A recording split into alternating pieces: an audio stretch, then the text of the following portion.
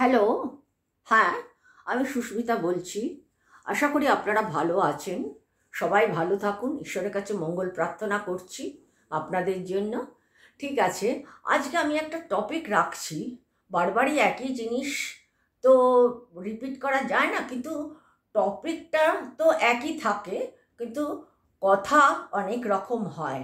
একটা টপিককে কেন্দ্র করে যখন এখন চলছে ঘটনাটা, তাহলে সেখানে বিভিন্ন মানুষ বিভিন্ন রকম কথা টিভিতে জানাচ্ছে, বা কোনো ইউটিউবে জানাচ্ছে, বা ফেসবুকে জানাচ্ছে। আমি ইউটিউবে এই প্রসঙ্গটা রাখতে চাইছি, দলীয় মানসিকতা। এই দলীয় মানসিকতাটা কতটা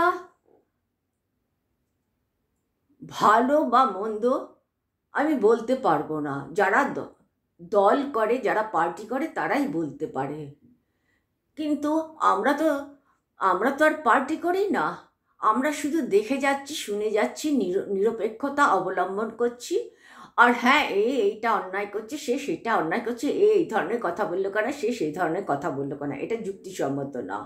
হ্যাঁ, আরেকটা কথা হচ্ছে, আমি দেখছি দলীয় মানসিকতাকে অবলম্বন করে রাজ্যের মধ্যে যে বিশৃঙ্খলতা, মানে টু মাচ, সেটা বলার বাইরে। মানে কি বলবো, যারা করছে করছে না, যারা করছে তারা তো বাচ্চা বাচ্চা ছেলে মেয়েরা করছে, কিন্তু যারা করাচ্ছে তারাই তো তাদের গুরু, তারাই তো তাদের গুরু। কিন্তু এই বাচ্চা ছেলেগুলো বুঝতে পারছে না আমি এই লড়াই করে কি হবে। আজ আমি যদি মরে যাই, আমার মায়ের কোল থেকে একটা সন্তান চলে যাবে। কিন্তু যে লড়াই করছে, যে আপনাদেরকে চালিত করতে, ছোট ছোট বাচ্চা ছেলে মেয়েদের চালিত করছে, সে তো নিজের পথটা পাওয়ার জন্য আপনাদেরকে দিয়ে এসব করাচ্ছে। আপনারা বুঝতে পারছেন না সেটা কেন? আমি এই কথা কখনো বলবো না রাজনীতি করো না, বা রাজনীতির সপক্ষে বা বিপক্ষে হয়েও না। এগুলো যার যার অভিরুচি, যার যার স্বাধীনতা, যার যার ব্যক্তি স্বাধীনতা। হ্যাঁ, এগুলোর উপরে হস্তান্তর আমরা করতে পারি না, কিন্তু কতগুলো বেসিক জিনিস তো আমরা মানতে পারি। বেসিক জিনিস, তার কারণটা হলো আমি পশ্চিম বাংলাতে ক্রমাগত যে জায়গায় পৌঁছিয়ে গেছে। আমি প্রত্যেকটা রাজ্যে, যে কটা রাজ্য আমি থেকেছি, ঘুরেছি না থেকেছি, ঘুরে আমি কিছু হয়তো রাস্তাঘাট দেখলাম, বাড়িঘর দেখলাম, এই দেখলাম, এবার ট্রান্সপোর্টের কী ধরনের, এইসব ছোটোখাটো জিনিসগুলো, এইসবগুলো আমরা মানে অভিজ্ঞতার মধ্যে আনতে পারবো। কিন্তু বাস্তব জীবনে যদি আপনি অন্য রাজ্যে থাকেন, তখন বুঝতে পারবেন যে আমাদের বাংলার সঙ্গে অন্য রাজ্যের কতটা ফারাক এসে গেছে।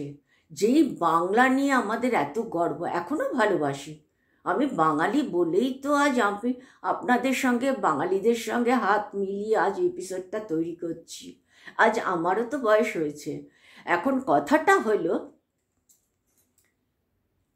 এই 14 বছর আগে তো সিপিএম ছিল না। এখন কি হয়েছে, এই যে ঘটনাগুলো ঘটে যাচ্ছে ক্রমাগত, নাম পড়ছে কার?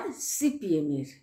এবং সিপিএমের নামটা কোথার থেকে আসছে? একদম উপর মহল থেকেই কিন্তু পাওয়া যাচ্ছে। কিভাবে পাওয়া যাচ্ছে? পেপারে, নিউজ চ্যানেল 10টা থেকে 12টা বা 14টা নিউজ চ্যানেল আপনি ফলো করেন, পুরো পেয়ে যাবেন সব কিছু। যদি খুব ভালো অবজার্ভ করেন, খুব ভালো করে শোনেন, তাহলে। এখন যদি আমি দলীয় মানসিকতা নিয়ে শুনি, মানে আমি সিপিএম সাপোর্টার, তাহলে কিন্তু আমি সিপিএমের দোষগুলো দেখতে পাবো না, এক ফোঁটাও দেখতে পাবো না। আমি যদি তৃণমূলের সাপোর্টার হয়ে যাই, আমি কিন্তু তৃণমূলের দোষগুলো চোখে আনতে পারবো না। তার কারণটা, আমি তো তৃণমূলের সাপোর্টার, আমি কেন ওর দোষ দেখতে যাব? আমি তো এই জন্য তো নিরপেক্ষতাটাই তো খুব গুরুত্বপূর্ণ। এখন নিরপেক্ষতাটা কিসের জন্য? সমাজকে সুষ্ঠু, ভালো, উন্নত করার জন্যই তো আমাদের এই নিরপেক্ষতা। এখন সব সময় শোনা যাচ্ছে এই 26,000 টিচারকে নিয়ে, যে কোনো একজন আইনজীবী, একজন না, 2জন 3জন 4জন আছে এরকম আইনজীবী, আমি নাম উল্লেখ করব না, করার দরকার নেই, কেননা এইভাবে ডাইরেক্ট কাউকে অ্যাটাক করা আমার মনে হয় ঠিক না। কিছু কিছু ক্ষেত্রে তো খুব অন্যায় হয়। আমি প্রত্যেককে সম্মান করি, প্রত্যেকে সম্মানীয় আমার কাছে, প্রত্যেকে সম্মানীয়, কেননা তারা অনেক নলেজেবল রাজনৈতিক ক্ষেত্রে। আমার তো এক ফোঁটাও নলেজ নেই, কিন্তু যতটুকু রেখেছি তার উপরই বলছি। সে মানে খুব মানে ইয়েভাবে বলছে, আমি যার যার মধ্যে আমি কি ওটা বলে, দুর্নীতি দেখবো আমি মামলা করবই, যার মধ্যে যতটুকু দুর্নীতি দেখবো আমি মামলা করবই। কিন্তু তার সম্পর্কে যা নলেজ গ্যাদার করেছি, সে শুরু থেকে এখনো পর্যন্ত প্রত্যেকটা দলের সঙ্গেও দাঙ্গা করেছে, ঝামেলা করেছে, বিরোধিতা করেছে, ব্যক্তিগত কোনো নাম করা বিশাল বড় জায়গায় তার নাম, তার সঙ্গে পর্যন্ত তার নামে পর্যন্ত বাজে কমেন্ট করেছে। সে স্বাস্থ্যের দিকে তাকায়নি, সে গরিবদের উপরে নজর দেয়নি, এরকম শুধু কমেন্টের পর কমেন্ট এবং বিরোধী কমেন্ট, তার মধ্যে কোনো মানে পজিটিভ অ্যাটিটিউড নেই। আমি পজিটিভ অ্যাটিটিউড আপনার থেকে নিতে পারি না, আপনার মন্দ থাকতে পারে, আমাদের কথাই আছে নোবডি ইজ পারফেক্ট, আমিও পারফেক্ট না, আপনিও পারফেক্ট না। সেক্ষেত্রে আপনার নেগেটিভটাকে যদি আমি সরিয়ে দিই, আমি যদি পজিটিভটাকে রাখতে পারি, আপনার জায়গাটা তো আরও বড় হবে।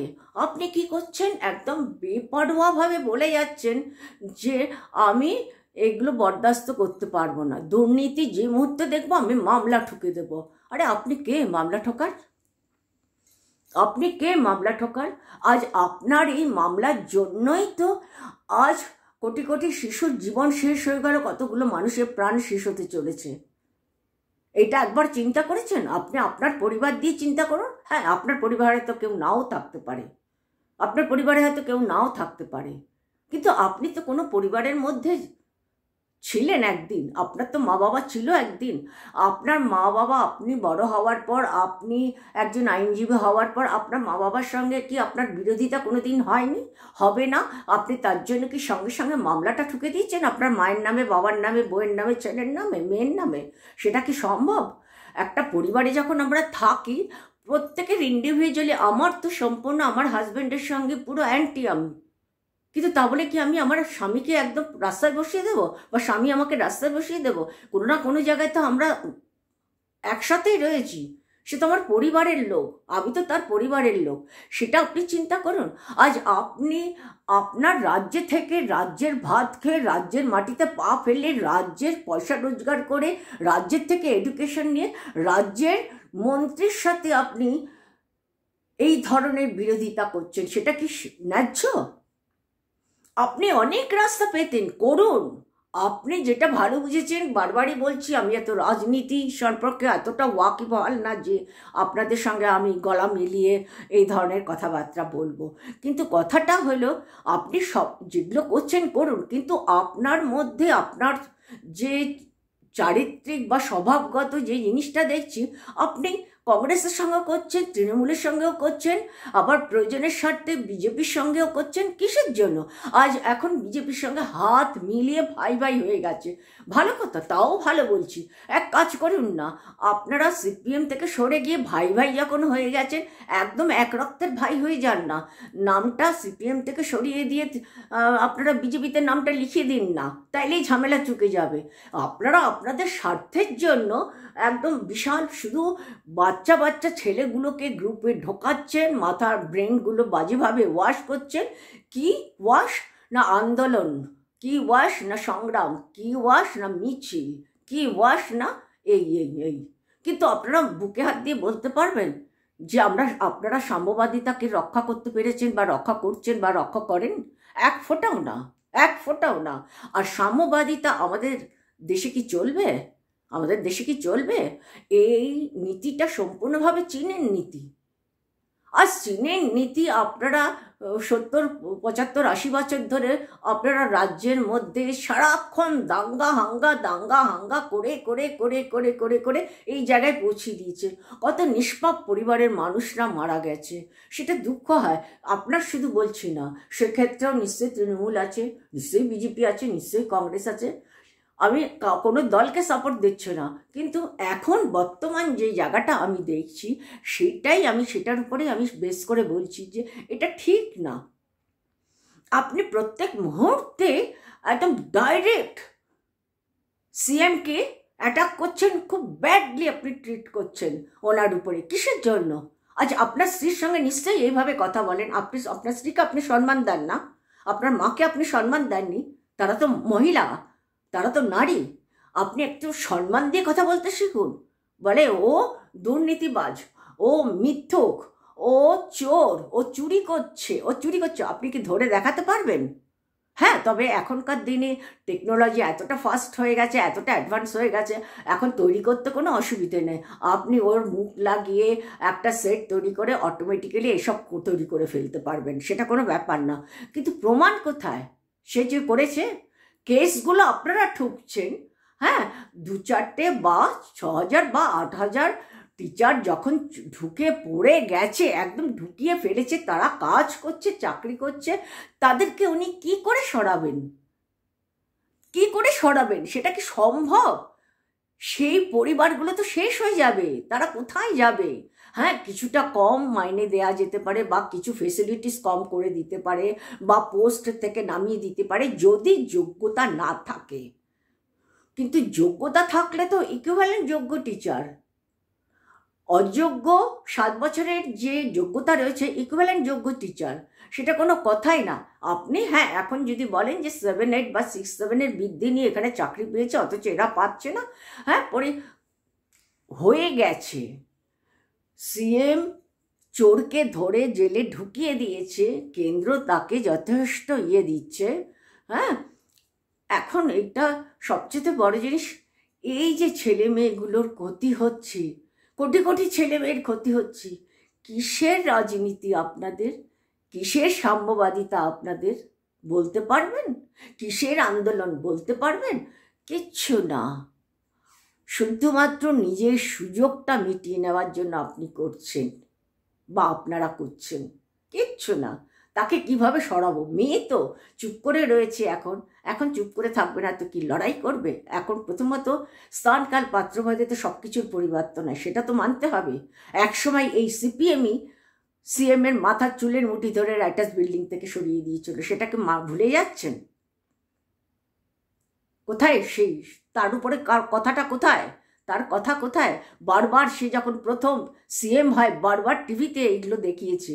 আমরা যখন সিপিএম যখন রাজত্ব করছে আমরা তখন বাচ্চা ছোট, আমরা শুধু শুনিয়ে আসছি ত্রিপুরা, কেরালা আর পশ্চিমবঙ্গ গরিব রাজ্য, এখানে চাকরি নেই।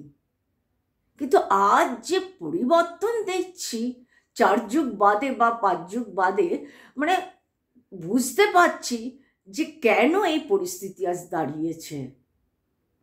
মানুষের পেট মেরে আপনি একটা মানুষকে শায়েস্তা যদি করতে যান, তাহলে ভগবান কি মাফ করবে? হ্যাঁ, আপনি হয়তো ভগবান মানেন না, কিন্তু যারা ভগবান মানে তাদেরই এটা তো আপনার উপর পড়ছেই, সেটা তো ভুলে যাবেন না আপনারা। হ্যাঁ, আমি কিন্তু সিএম শব্দটার উপরে বলছি না, সিপিএম শব্দটার উপরে আমি মার্ক করছি না, আমি বিজেপি শব্দটার উপরে গুরুত্ব দিচ্ছি না, আমি তৃণমূল শব্দটার উপরে গুরুত্ব দিচ্ছি না।